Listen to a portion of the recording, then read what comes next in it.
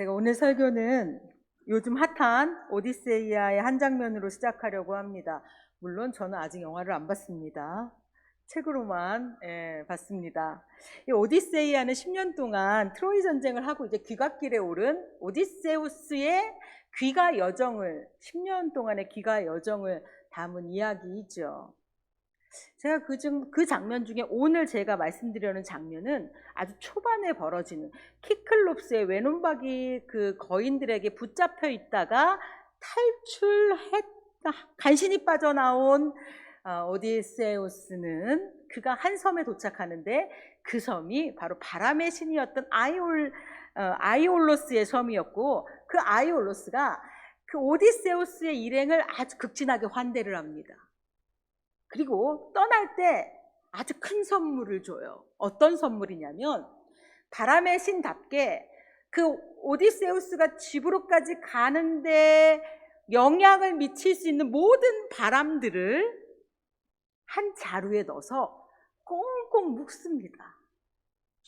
이렇게 잡아다가 이렇게 바람을 넣어서 자루를 묶는 거예요. 그리고 이 자루를 주면서 이렇게 얘기합니다. 절대 이 자루를 열지 말라. 자, 불안하죠? 절대 이 자루를 열지 말라. 여기 바람이 다 들어있어요. 오디세우스는 집에 가려면 이 바람들이 통제해야 되는데 이 바람을 지금 다 넣어서 받았으니까 이것을 대갑판에 꽁꽁 묶고 자기가 이제 이걸 지켜야 돼요. 이것이 풀리거나 이것이 빠져나가서 바람이 불면 안 돼요. 그래서 이제 자기가 키를 쥐고 꽁꽁 묶고 감시를 하면서 여정을 시작합니다. 그렇게 9일이 지났어요. 열흘이 됐는 날 오디세우스 앞에 보이는 장면은 바로 자신의 고향 이타카가 보이는 거예요. 거기서 막 불 피우는 불이 보이고 사람들 움직이는 것이 보이고 왔다, 다 왔다 하는 순간 어떻게 되겠습니까?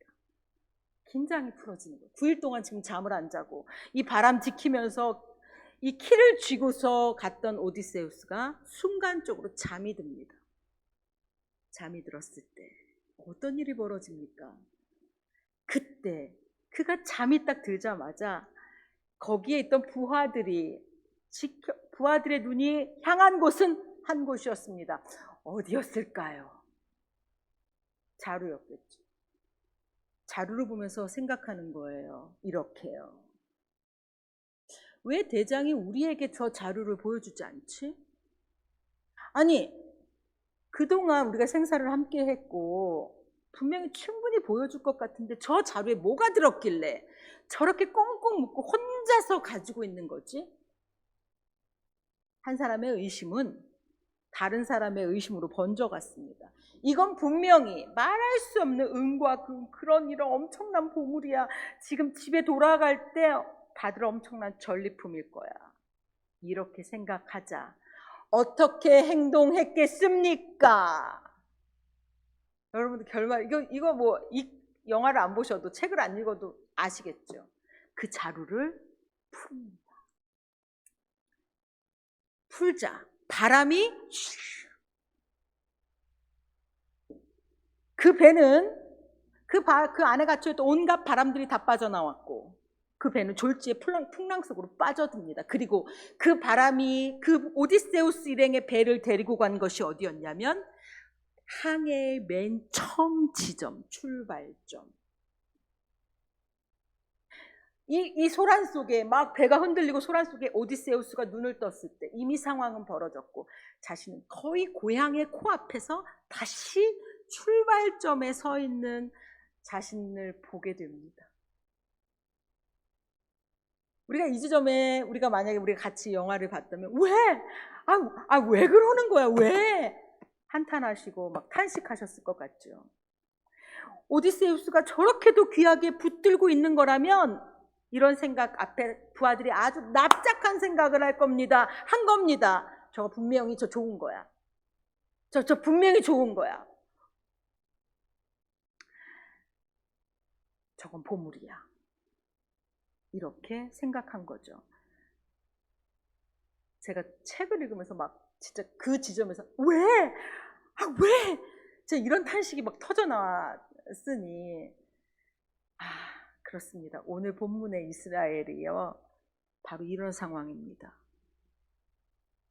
하나님을 의심하는데요, 여호와의 손이 짧아서 이거 우리를 구원 못하는 거 아니야?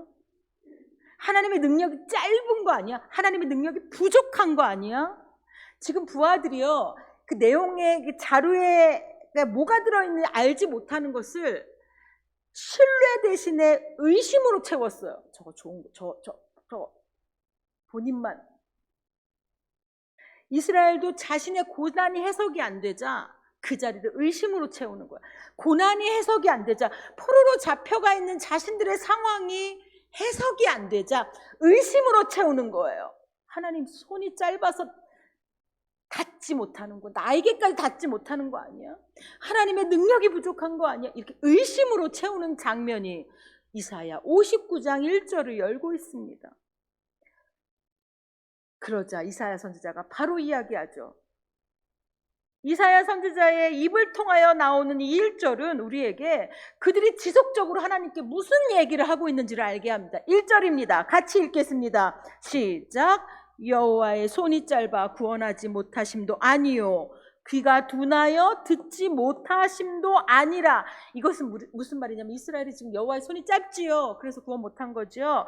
귀가 둔하여져서 지금 안 들리시는 거지요, 이렇게 말했다는 거예요.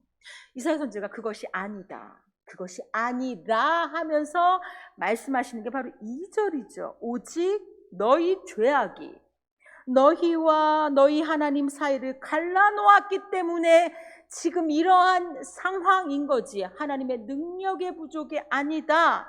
너희 죄가 그의 얼굴을 가리어서 너희에게서 듣지 않으시게 하고 있다. 죄악이 하나님과 우리 사이를 갈라놓아서 하나님이 지금 닿지 않고 있는 것, 너희의 죄악을 봐라 라고 하면서요, 그때부터 쭉 죄악을 열거하기 시작합니다. 이 죄악들이 기가 막혀요. 그 중에 저는 7절과 8절을 보겠습니다. 7절을 같이 읽습니다. 시작. 그 발은 행악하기에 빠르고 들리기에 신속하며 그 생각은 악한 생각이라 황폐와 파멸이 그 길에 있습니다. 조금 어렵죠. 이것을 풀면 이렇게 돼요. 다른 사람의 눈에 피눈물 나게 하는 데는 아주 신속하다. 너희들이 악을 행하는데 어떤 악을 행하냐면, 다른 사람들의 눈에 눈물 나게 하는 그 행위에는 엄청 빨리 달려간다. 악한 계략을 세워서 길을 만들어 놔서 뒤에 사람들이 그 길을 따라오게 하는데 아주 능하다. 아니, 그래서 뒤에 사람들은 이게 길이야? 하고 걸어가는데 그게 악한 길이라는 거예요. 너희들이 지금 계속 그런 길을 만들어 놔서 뒤에 사람들이 그 길을 가면서 같이 황폐하고 파멸에 이르도록 그렇게 길을 만들고 있다. 길을 구부러지게 닦아놔서 뒤에 사람들이 오는 모든 후손들이 구부러지게 가도록 해놓고 있다. 그것이 너희들의 악이다. 8절에 보니까 이렇게 되어 있습니다. 그들은 평강의 길을 알지 못하며 그들이 행하는 곳에는 정의가 없으며 굽은 길을 스스로 만드나니 무릇 이 길을 밟는 자는 평강을 알지 못하느니라. 너희가 만들어 놓은 그 길을 걸어가면 절대 이 현재에서 평강을 발견 못하고, 그 길을 따라가면 결코 평강이 무엇인지 알지 못하고, 정의가 무엇인지를 결코 그 길에서 알 수 없는 그 길을 너희들이 지금 만들고 있지 않느냐. 그래서 너희를 뒤따라오는 사람들은 지금도 평강을 경험할 수가 없고, 정의가 뭐예요? 또 이후에도 결단코 영영 평강과 정의를 알지 못하도록, 왜냐하면 한 번도 그런 걸 만나본 적이 없으니, 정의가 무엇인지 알지 못하니, 평강을 만나본 적이 없으니 이후에도 평강과 정의라는 것을 경험하지 못하는 그런 인생 되도록 하는 게 너희의 죄다. 이 대목은 우리가 주목해서 볼 필요가 있습니다.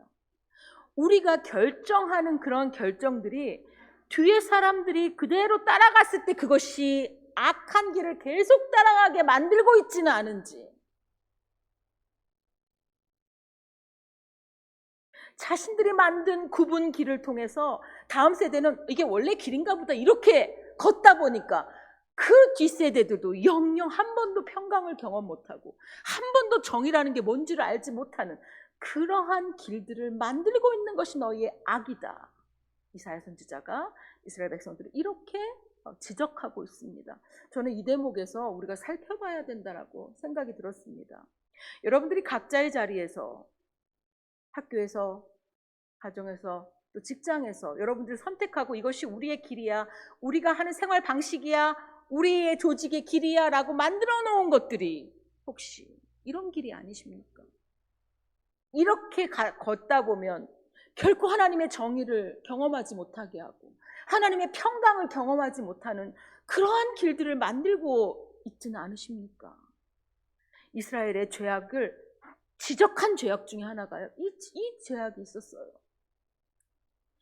이스라엘은요, 자신들이 그렇게 살면서도 원래 그렇게 살았기 때문에 이렇게 살면 되는 줄 알았어요.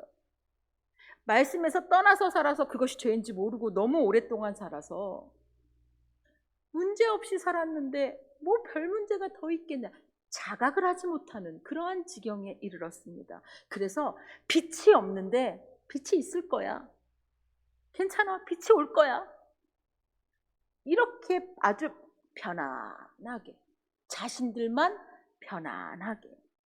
그러나 실상은 빛이 없어서 내가 평강이라는 것을 누리지 못하고 정의라는 것을 맛보지 못하는 데서 오는 이 성경에 뭐라고 써있냐면, 우리 곰같이 부르짖고 비둘기처럼 구슬프게 우는 삶들이 그들의 삶이었어요. 이 중요한 가치를 내던지고 살아도 되는 줄 알았어요. 그러나 결국 자신들이 내던진 평강이라는 가치, 정의라는 가치를 내던지고 살다 보니 결국 자신들은 흑암 속에 있다라는 것을 그들이 깨닫게 되죠. 그래서요, 9절부터 13절에 보면 선지자가요, 놀라운 고백을 하는데 너희의 죄가 이거다 라고 하는 데서 그치지 않고 이것은 우리의 죄입니다. 온 공동체를 선지자, 이사야 선지자가 우리의 죄입니다라고 하면서 9절부터 13절에요, 우리의 참회를 시작해요. 하나님, 우리가 하나님을 배반했습니다. 하나님, 저들 몇 사람이 배반한 게 아니라 우리가 배반했습니다. 하나님, 저들 몇 사람이 길을 잘못 만든 게 아니라 하나님, 우리가 그렇게 동조했습니다. 하나님, 우리가 하나님을 따르는 데서 우리가 돌아섰습니다. 하나님, 우리가 거짓말을 품었고요, 우리가 그렇게 했어요. 우리가. 이 참회가 시작되자 놀라운 일이 벌어졌습니다. 여기서요, 우리가 드리는 참회의 기도의 중요성이 나옵니다. 여러분들, 나는 별로 이번 한 주간 동안에 죄진 것이 없는데 자꾸 목사님이 참회의 기도 하라니까 하는데, 이렇게 생각하신다면 이렇게 기도하십시오. 하나님, 우리 공동체, 우리가 죄를 지었습니다. 하나님, 우리가 하나님을 따르는 데에서 열심을 내지 못했습니다.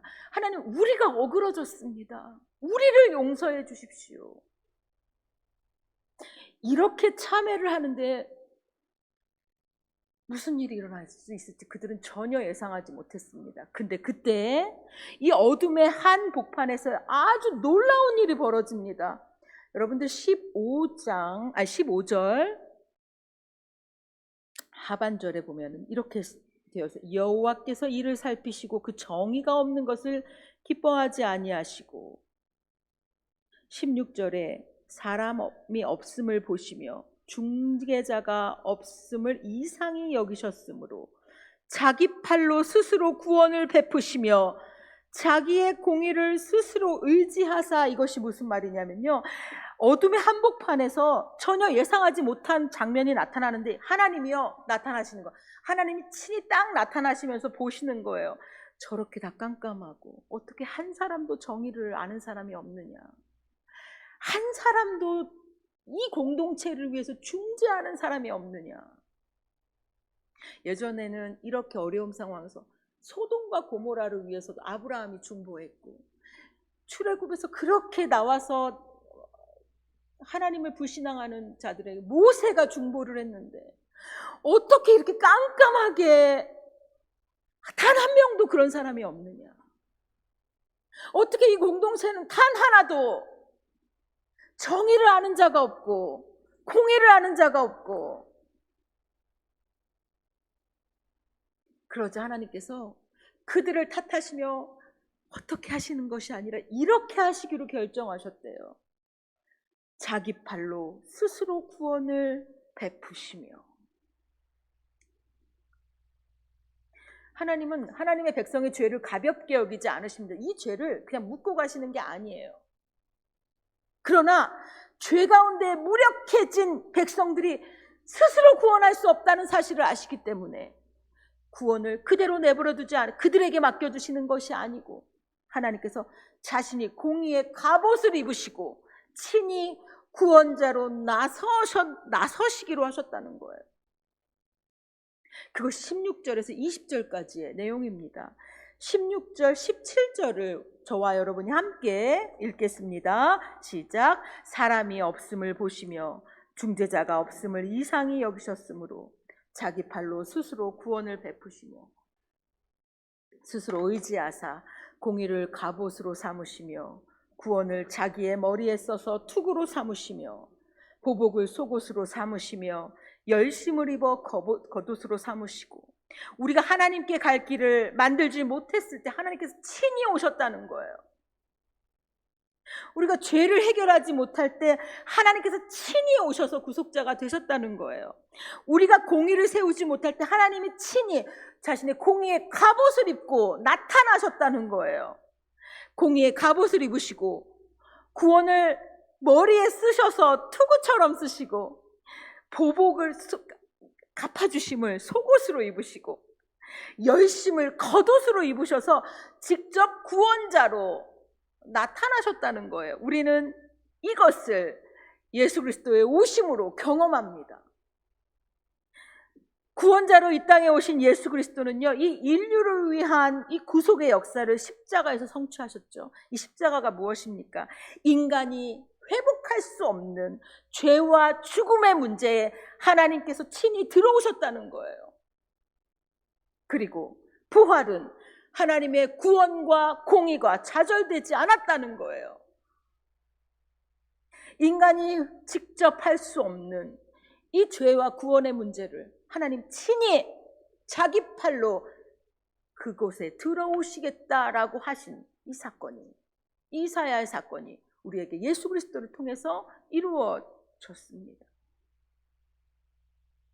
여기까지만 해도 너무너무 놀라운데요. 오늘의 하이라이트는 21절입니다. 21절은 이런 우리에게 우리는 구원만 해주셔도 감사합니다 라고 살아가는 우리들이에요. 그런데 하나님은 큰 그림을 우리에게 그리고 계셨습니다. 제가 21절 보고 너무 놀랐어요.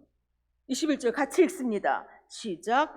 여호와께서 이르시되 내가 그들과 세운 나의 언약이 이러하니 곧 내 위에 있는 나의 영과 내 입에 둔 나의 말이 이제부터 영원하도록 내 입에서와 내 후손의 입에서와 내 후손의 후손의 입에서 떠나지 아니하리라 하시니라. 여호와의 말씀이니라. 하나님은 우리를 구원하시는 것만이 목적이 아니시라는 거예요. 하나님께서 우리에게 계획하고 계신 것은 당신의 영을 부어주시고 하나님의 말씀이 우리의 입에 머무는 거예요. 그리고 하나님의 말씀이 우리의 입을 통해서 전파되는 것이고요. 그것이 단지 나 한 사람이 아니라 우리의 후손과 후손의 후손으로 이어지는, 그들에게 계속적으로 그 입의 말씀이 전해지는 그 언약을 계획하셨다는 거예요. 꿈꾸신다는 거예요. 하나님의 백성들에게 하나님의 영이 부어지고 입술에 말씀을 두셔서 하나님이 이 말씀을 선포하는 자로 우리들을 세우시고, 그래서 그 말씀을 듣고 열방이 주께 돌아오고, 이러한 일들을 우리를 통해서 하나님의 영이 부어진 자들을 통해서 계획하고 계셨다는 거예요. 이것이 바로 우리입니다. 하나님이 우리에게 가지신 꿈이 바로 이것입니다. 믿으십니까? 우리가 구원받는 것은 하나님의 신실하심 때문이에요. 우리의 불의함 앞서서 일하셔서 하나님의 신실하심 때문에 우리가 구원하심을 경험합니다. 그 메시아 예수님을 믿을 때 우리에게 하나님의 영, 주의 성령이 부어지고 우리 입술에 그 복된 말씀이 머물게 됩니다. 우리 평생에 우리에게 주신 이 말씀을 전하면서 사는 것이 하나님께서 우리에게 계획하신 하나님의 뜻입니다. 아멘. 그러므로 교회는요, 구원받는 사람들의 모임을 넘어서서 구원하신 하나님의 성령과 말씀으로 세워져가는 거룩한 언약의 공동체라는 사실을 기억해야 합니다. 우리 교회는 그런 교회입니다. 교회의 미래는 사람의 능력이나 계획만으로 결정되는 것이 아니라 하나님께서 우리에게 성령을 두시고 우리 입에 말씀을 주시고, 그래서 교회는 그 말씀을 다음 세대에 전하면서 그렇게 믿음을 전하는 그 아름다운 일들이 교회를 통해서 이루어지는 겁니다. 오늘 본문은 창립 30주년을 앞둔 연지교회가 들어야 하는 아주 중요한 메시지를 담고 있습니다. 첫 번째 메시지는 이렇습니다. 같이 읽겠습니다. 같이 읽습니다. 시작. 연지교회는 하나님의 손이 짧다고 말하는 공동체가 아니라 우리의 죄를 정직하게 고백하며 친히 구원자로 오시는 주님을 바라보는 공동체입니다. 여러분들이 삶의 해석이 안 되는 문제 앞에 하나님의 손이 짧아서 그래요. 의심으로 그 자리를 채우는 것이 아닙니다. 하나님께서 죄가 우리 사이를 갈라놓아서 내가 아무리 이야기해도 듣지 않는구나 라고 말씀하시는 그것을 기억하며 온 공동체는 함께 참회하는 공동체가 되어야 되는 거예요. 우리의 죄를 참회하고 특별히 친히 구원자로 오시겠다라고 하시는 그 하나님을 바라고 그렇게 오신 예수 그리스도를 영접하는 공동체가 우리 교회입니다. 두 번째 메시지 같이 읽겠습니다. 시작. 교회는 하나님께서 우리 위에 성령을 두시고 우리 입에 말씀을 두시고 그 말씀이 자녀에게 또 그 자녀의 자녀에게 이어지는 언약 공동체입니다. 연지교회는 과거의 은혜를 기념하는 데 머물지 않고 성령과 말씀의 언약을 다음 세대에 전하는 그러한 공동체입니다. 여기에 연지교회의 비전이 있습니다. 연지교회 어떤 교회입니까? 하나님의 영이 부어진 성도들. 제가 이렇게 말하면 여러분들 아멘 하십시오. 하나님의 영이 부어진 성도들. 아멘. 하나님의 말씀이 그 입술에 있는 성도들. 그 성도들이 이어가는 삶의 전도, 복음 전파, 그 결과 주께로 돌아오는 이들이 충만한 연지교회. 아멘. 자녀에게 또 그 자녀의 자녀에게 말씀이 이어지는 연지교회. 아멘. 사랑하는 연주의 성도님들, 하나님의 손은 짧지 않으십니다. 하나님은 우리의 죄가 우리를 어둡게 하고 우리의 불의가 우리의 평강을 가로막을 때에도 우리를 포기하지 않으셨습니다. 사람이 없고 중재할 자가 없을 때 하나님께서 친히 팔을 걷어붙이시고 나서셔서 그 백성을 구원하셨습니다. 공의의 갑옷을 입으시고 구원의 투구를 쓰시고 우리를 구원하러 오셨습니다.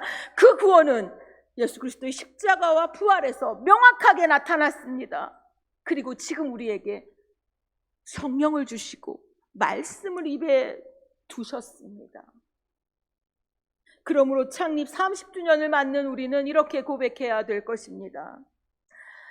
저를 따라하겠습니다. 주님, 우리의 죄를 정직하게 보게 하소서. 우리를 친히 구원하신 주님만 의지하게 하소서. 우리의 입술과 우리 자녀와 다음 세대의 입술에 복음의 말씀이 떠나지 않게 하소서. 우리의 입술과 우리 자녀와 다음 세대의 입술에 복음의 말씀이 떠나지 않게 하소서. 아멘. 친히 구원하시고 성령과 말씀으로 당신의 교회를 세우시는 하나님께서 연지교회의 30년을 붙드셨고 앞으로의 날들도 붙드실 줄 믿습니다. 기도하겠습니다.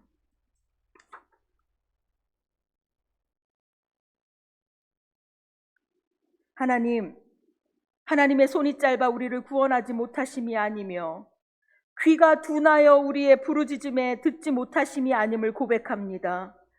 우리의 죄악이 주님과 우리 사이를 갈라놓았음을 고백하오니 우리의 생각과 말과 행동 가운데 있는 죄를 용서하여 주옵소서.